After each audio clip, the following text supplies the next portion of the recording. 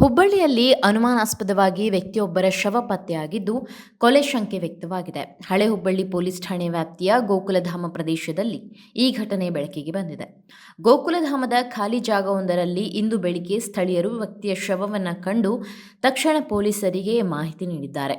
ಮಾಹಿತಿ ಪಡೆದ ಹಳೆ ಹುಬ್ಬಳ್ಳಿ ಠಾಣೆಯ ಪೊಲೀಸರು ಸ್ಥಳಕ್ಕೆ ಭೇಟಿ ನೀಡಿ ಪರಿಶೀಲನೆ ನಡೆಸಿದ್ದಾರೆ. ಕಸಕಂಟಿಗಳಿಂದ ಆವರಿಸಿಕೊಂಡಿದ್ದ ಪ್ರದೇಶದಲ್ಲಿ ಶವ ಪತ್ತೆಯಾಗಿರುವುದು ಹಲವು ಅನುಮಾನಗಳಿಗೆ ಕಾರಣವಾಗಿದ್ದು, ಪ್ರಾಥಮಿಕ ತನಿಖೆಯಲ್ಲಿ ದುಷ್ಕರ್ಮಿಗಳು ವ್ಯಕ್ತಿಯನ್ನ ಕೊಲೆ ಮಾಡಿ ಶವವನ್ನ ಇಲ್ಲಿ ತಂದು ಎಸೆದಿರುವ ಸಾಧ್ಯತೆ ಇದೆ ಎಂಬ ಶಂಕೆ ವ್ಯಕ್ತವಾಗಿದೆ.